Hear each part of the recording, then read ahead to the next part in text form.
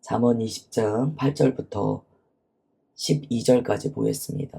잠언 20장 8절부터 12절입니다. 심판 자리에 앉은 왕은 그의 눈으로 모든 악을 흩어지게 하느니라. 내가 내 마음을 정하게 하였다. 내 죄를 깨끗하게 하였다 할 자가 누구냐? 한결같지 않은 저울추와 한결같지 않은 되는 다 여호와께서 미워하시느니라. 비록 아이라도 자기의 동작으로 자기 품행이 청결한 여부와 정직한 여부를 나타내느니라. 듣는 귀와 보는 눈은 다 여호와께서 지으신 것이니라. 아멘. 여기에서 8절의 왕은요, 사람의 왕보다는 왕 되시는 하나님을 나타내는 단어입니다. 그러니까 하나님께서 권위를 부여한 왕이 돼야 이 왕이요, 판결을 할 때요, 모든 악을 흩어지게 한다는 거예요. 즉 하나님께서 그에게 재판할 수 있는 권한을 주시고 정의를 실현하게 하신다는 거예요. 그러므로 여기에서 왕의 눈은요, 사람의 왕의 눈이라기보다는 하나님의 눈이 됩니다. 우리가 하나님의 눈을 의식하며 살아야 되는 거예요. 왜냐하면 하나님의 눈은요, 다 보고 계시기 때문이에요. 결국 8절의 말씀에 따라 우리는 코람데오, 주님의 눈앞에 있는 삶이다 라는 것을 고백하게 됩니다. 그러면서 9절에 이렇게 말씀하세요. 누가 내 마음은 깨끗하다, 나는 죄가 없다 라고 말할 수 있겠느냐 라고 반문합니다. 우리는 그럴 수가 없어요. 나는 깨끗합니다, 나는 내 죄를 완벽하게 나는 다 씻었습니다 라고 말할 수 있는 사람은 아무도 없어요. 여기에 예수 그리스도가 나타납니다. 예수 그리스도께서 예수 그리스도의 보혈로 우리를 정하게 하여 주시기 때문이에요. 결국 사람은 누구도 자기 스스로를 정화할 수 없습니다. 그러나 주님께서 우리를 그렇게 해주신다는 거예요. 어제 우리 수요일날 나눴습니다. 패스오버와 간과하다라는 그 단어를 나눴어요. 주님께서 우리의 죄를 간과하여 주시지 않으면, 예수님의 보혈로 우리를 덮으셔서 우리를 정하게 하여 주시지 않으면 우리는 스스로 나 깨끗합니다 라고 말할 수 있는 사람은 아무도 없다는 거예요. 그러면서 10절에 이렇게 말씀하세요. 한결같지 않은 저울추, 한결같지 않은 돼, 측량의 도구죠. 그러니까 부정직한 돼를 말하는 거예요. 부정직한 저울추를 말하는 거예요. 이거 주님께서 미워하신다는 거예요. 속이고 남의 거 빼앗고 그런 측량 도구가 우리 안에 있다면 주님께서 기뻐하지 않으신다는 거예요. 작은 가게라도 그래요. 이게 어렵다는 거예요. 그러나 그리스도인은 이걸 지켜야 됩니다. 주님께서는 정직한 저울추를 좋아하십니다. 그걸 기뻐하세요. 근데 이걸 좋아하신다, 기뻐하신다라고 표현한 게 아니고 부정직한 걸 미워한다라고 말씀하셨어요. 이 표현이 더 강한 거죠. 그 다음에 11절에 아이라고 할지라도 자기 동작으로 품행에 청결한 여부와 정직한 여부가 나타난다는 거예요. 이 11절을 묵상하다 보면 좀 마음에 악소리가 나와요. 많이 우리가 이야기하잖아요. 아이니까 모르지, 아니까 뭘 알겠어. 그렇지 않다는 거예요. 비록 아이라 할지라도 행위로서 자기의 사람됨이 나온다는 거예요. 행실을 보면 그의 마음이 어떤지가 드러난다는 거예요. 이건 이제 주님께서 하시는 말씀이에요. 감출 수 없다는 거예요. 사람의 마음은요. 내면은 다 드러난다는 거예요. 바꿔 말하면 아이라도 정직한 아이는 주님의 말씀 따라 산다는 거예요. 아버지께서 우리의 패부를 깊이 찌르시는 말씀을 하세요. 그렇게 말씀하시면서 12절 이렇게 말씀하세요. 듣는 귀, 보는 눈, 다 누가 지었느냐? 다 내가 짓지 아니했느냐? 라고 주님께서 우리에게 말씀하세요. 하나님께서 지으신 귀와 눈은요, 주님의 말씀을 지킬 수 있도록 지으셨다는 거예요. 이 무슨 말씀이냐면 우리가 모른다 할 수 없다는 거예요. 주님께서는 우리의 귀로도 깨닫게 하시고 눈으로도 깨닫게 하신대요.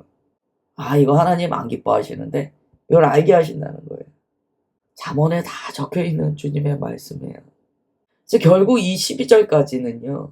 코람데오의 인생을 살라라는 말씀입니다. 하나님께서 다 감찰하신다. 우리가 하나님의 백성이라면 언제나 하나님의 말씀 앞에 하나님께서 나를 바라보신다라는 것을 알고 믿고 살아가야 된다라고 가르쳐 주세요. 그 다음에 13절부터 15절입니다. 너는 잠자기를 좋아하지 말라. 내가 빈궁하게 될까 두려우니라. 내 눈을 뜨라. 그리하면 양식이 족하리라. 물건을 사는 자가 좋지 못하다 하다가 돌아간 후에 자랑하느니라. 세상에 금도 있고 진주도 많거니와 지혜로운 입술이 더욱 귀한 보배니라. 아멘. 이제 앞서서 듣는 귀와 보는 눈을 말씀하셨어요. 여기에서 듣는다, 본다라는 것은요, 행위로 나타나는 듣고 보는 것입니다. 하나님께서 그 기능을 주셨어요. 그래서 우리가 하나님의 뜻에 반응할 수 있게 됩니다. 하나님께서 주신 귀로, 하나님께서 주신 눈으로, 주님의 말씀에 우리가 반응할 수 있게 돼요. 내가 하나님께서 지으신 눈이 있고 귀가 있다면 잠자기를 좋아하지 말고 눈을 뜨라 이렇게 말씀하세요. 이 눈을 뜨라라는 표현이 너무나 강합니다. 왜 눈 감고 있니? 눈을 떠라라고 말씀하세요. 그렇다면 여기서 잠자기를 좋아한다는 것은 눈을 감았다는 거잖아요. 12절에 주님께서 지으신 이 귀와 눈을 닫았다는 거예요. 하나님께서 주신 하나님의 뜻을 깨달을 수 있는 귀와 눈을 닫아버리면요, 빈궁하게 된다라고 말씀하세요. 이거는 경제적인 이야기만 하시는 게 아니에요. 이거는 복음 안에 부요함이 그에게는 없다는 거예요. 이제 신약으로 가면 이게 무슨 표현으로 됩니까? 주님 안에서 깨어있으라 라고 됩니다. 똑같은 얘기가 잠언에 나와요. 깨어있으라는 거예요. 그럼 깨어있다라는 건 무슨 의미입니까?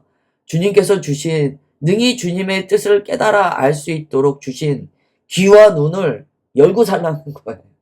주님께 반응하는 삶을 살라는 거예요. 그게 깨어있다라는 뜻입니다. 14절에 보면 이 거래를 하는 자의 위선과 이런 자기를 자랑하는 요 태도들이 나타납니다. 거래를 해요.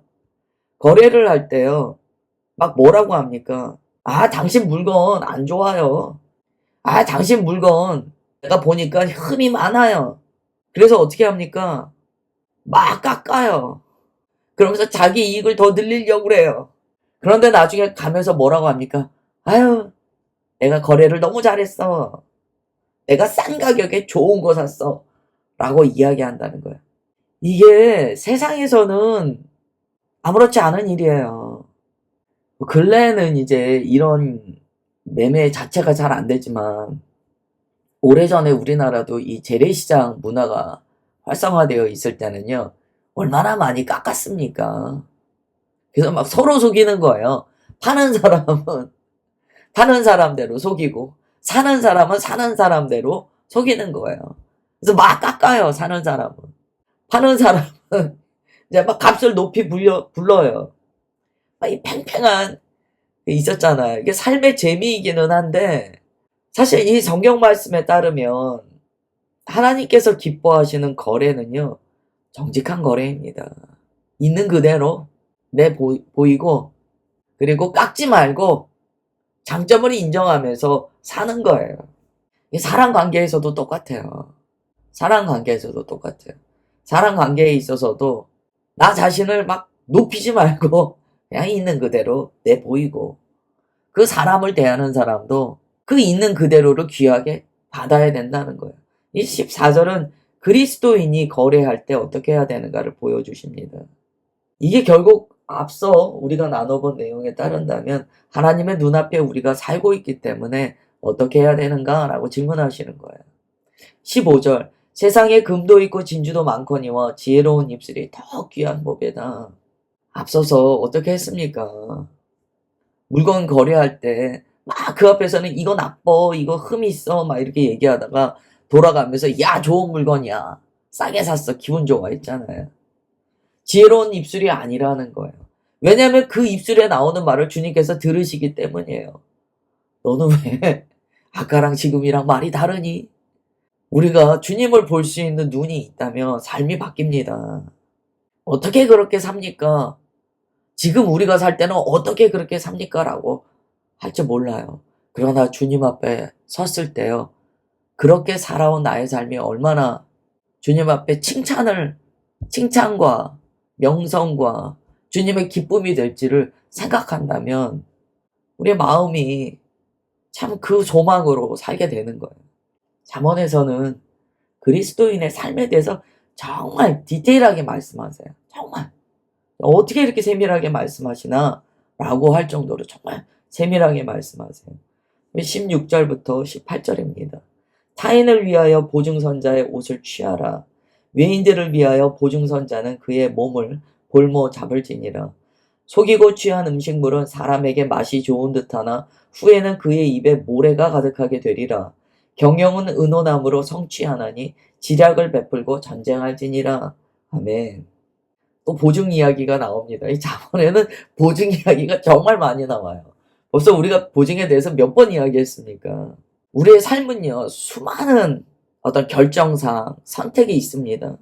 그때 자기 욕심으로 우리가 뭔가를 결정하고 말하고 행동하면은요, 나중에 주님께서 주시는 후회가 따라요. 이 보증이라는 것은요, 결국 16절에 보면 보증이라는 것은 우리가 책임질 수 없는 보증을 의미합니다. 그래서 우리는요, 나를 책임지실 수 있는 분은 하나님밖에 안 계시다라는 정말 이 믿음 안에 뿌리 내린 생각이 있어야 돼요. 여기에서 벗어나면 안 돼요.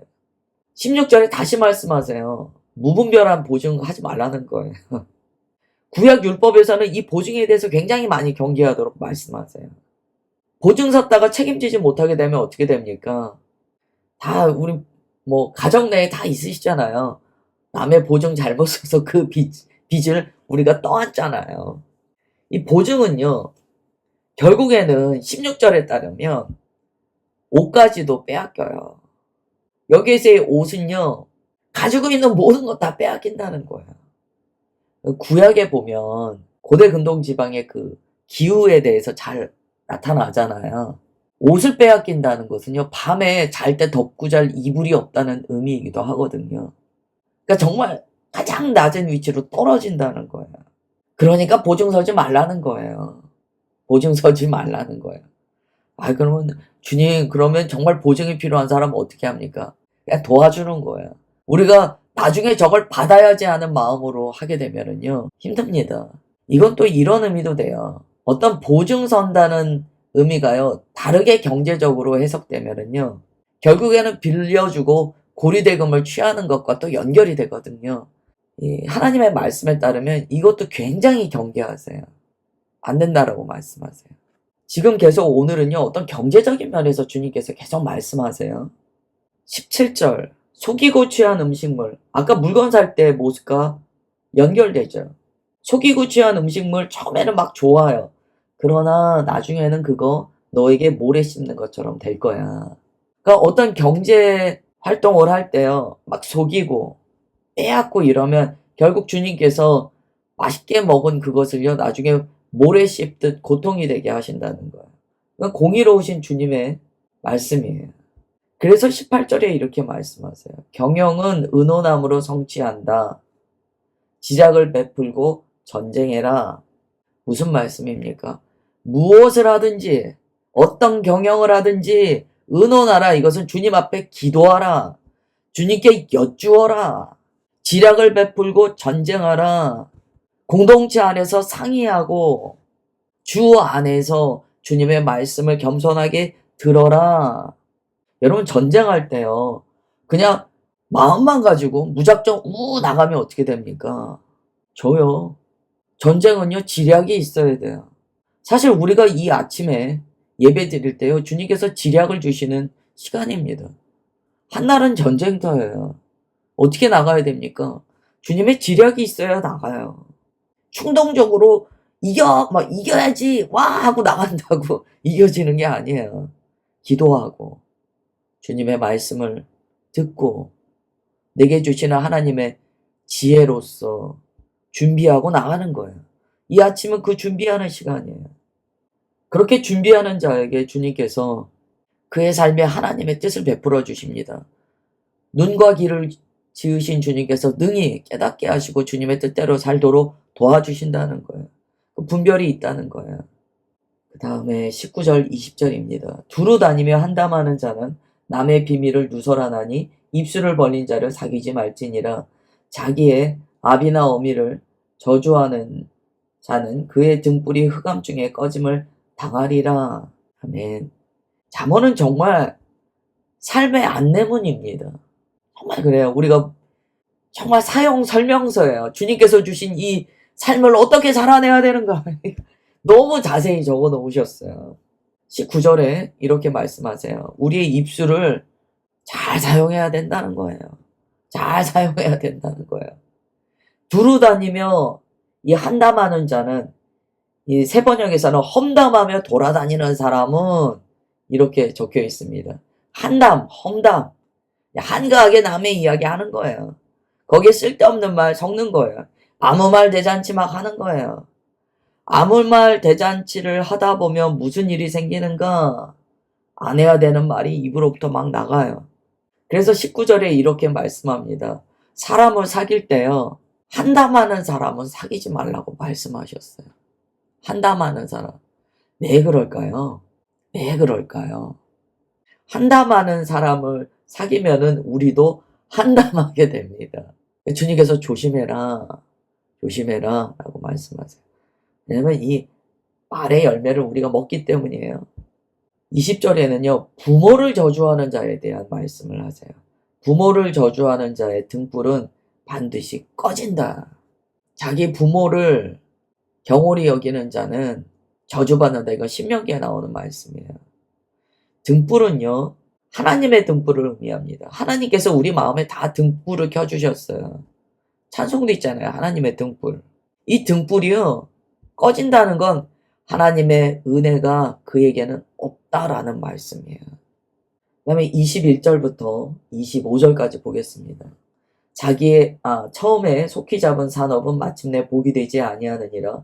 너는 악을 갚겠다 말하지 말고 여호와를 기다리라. 그가 너를 구원하시리라. 한결같지 않은 저울추는 여호와께서 미워하시는 것이요 속이는 저울은 좋지 못한 것이니라. 사람의 걸음은 여호와로 말미암나니 사람이 어찌 자기의 길을 알 수 있으랴. 함부로 이 물건은 거룩하다 하여 서원하고 그 후에 살피면 그것이 그 사람에게 덫이 되느니라. 아멘. 오늘은 경제적인 문제도 많이 다루세요. 21절에 보면 처음에 속히 잡은 산업은 나중에 복이 되지 않는다라고 말씀하세요. 이건 성급하게 소유한 기업을 의미합니다. 성급한 소유욕을 의미해요. 우리 마음에는 다 급함이 있어요. 다 성공하고 싶죠. 그 성공하고 싶은 마음에 막 너무 마음이 급해진 거예요. 그래서 막 조급하게 내 것이라고 막 그 두 손으로 다 쥔 거죠. 그런 것은 결국 나중에 다 새어나간다는 거예요. 이 말씀은요, 결과만 중요시하는 성급한 목적주의죠. 그런 삶은요, 결국 끝에 가서 허망하다는 거예요. 이건 우리가 정말 새겨야 됩니다. 마음이 급해서 막 빨리빨리, 막 뭐든지 막 빨리빨리 내가 막 내 것을 만들고 하려는 마음은요, 결국 끝이 좋지 않아요. 여러분들 삶에도 있으실 거예요. 저는 이제 교회를 세워나가는 과정에서요, 참 오늘 21절 말씀은 종으로서 받아야 되는 말씀이다 라는 생각이 들어요. 우리는 주님과 그냥 한 발 한 발 동행하는 거예요. 그러다 보면 주님께서 주님의 은혜로서 우리를 세워나가십니다. 막 급한 마음, 막 빨리 내 것으로 취하고 그러려는 마음이 당장에는 무언가 과시욕 때문에 좋아 보이지만 나중에는 모래성 같다는 거예요. 22절 너는 악을 갚겠다 말하지 말고 여호와를 기다리라. 그가 너를 구원하시리라. 이것도 성급한 마음의 태도와 연결됩니다. 왜 악을 내가 갚겠다 막 이럽니까? 급한 거예요. 내 마음의 이 억울한 분노를 막 지금 당장 막 터뜨려서 막 갚아야 되는, 그 갚음을 받아야 되는 거예요. 주님께서 왜 그렇게 급하니? 내가 일하잖아. 나를 기다려라. 내가 너의 구원자 아니니? 급한 마음 내지 말아라. 라고 말씀하세요. 오늘 이 말씀 내 것이다라고 받으시는 분은요, 잘 마음에 새기십시오. 왜 그렇게 급하니? 주님께서 질문하시는 거예요. 한결같지 않은 저울추는 미워하시다. 아까도 말씀하셨어요. 왜 한결같지 않은 저울추를 쓰게 됩니까? 마음이 급해서 그래요. 내가 빨리 오늘 많이 거둬들여야 되는데 그러니까 막 속이는 거예요. "왜 그러니? 그러지 마라." 라고 말씀하세요. 24절 "사람의 걸음은 여호와로 말미암나니." 이 무슨 말씀입니까? 그냥 나는 두 계단씩 올라가야 돼요. 지금 이 말씀이 다 한 맥락이에요. 나는 그냥 한 번 걸음에 세 계단은 올라가야 돼요. 그래서 빨리빨리 나는 속히 이 기업을 잡아야 돼요. 그러지 말라는 거예요. 사람이 어찌 자기의 길을 알 수 있느냐? 너 지금 가는 그 길이 옳다라고 확신하니? 기다려. 그냥 주님께서 앞장서시고 너는 뒤따라가는 거야. 기다려라고 말씀하세요. 25절 함부로 서원하지 말아라. 이것도 성급함에 대한 말씀이에요. 입다의 성급함에 대한 말씀인 거예요. 왜 그렇게 급해? 서원도 왜 그렇게 급해? 그러면 덫이 된다는 거예요. 올가미가 된다는 거예요. 서원이 나쁜 게 아니에요. 성급한 서원. 경솔하게 이것은 거룩하다라고 해서 서원한다는 거예요. 우리가 주님을 향하여 좋은 일이라고 막 헌신합니다. 그런데 주님께 나아가는 그 태도도요, 성급해서는 안 돼요. 거룩은요, 신중합니다. 진짜 거룩은요, 신중해요. 주님의 말씀을 듣는 인내가 있어요. 그게 거룩이에요. 서원이라고 다 좋은 거 아니다. 네 생각에 지금 옳은 것 같아도 주님께서 주시는 마음을 깊이 인내하며 기다리고 받아야 한다. 라고 말씀하세요. 오늘 말씀 정말 우리의 삶에 새겨야 될 말씀이었어요. 성급함 버려야 됩니다. 인내의 기다림을 얻어야 돼요. 주님께서는 우리에게 그것을 분별할 수 있는 눈과 귀를 주셨어요. 그 눈과 귀로 주님의 뜻을 깨달아 모든 걸음을 하나님께 맡겨야 됩니다. 그리고 우리는 주님께서 가시는 그 길 뒤따라가는 자들이에요.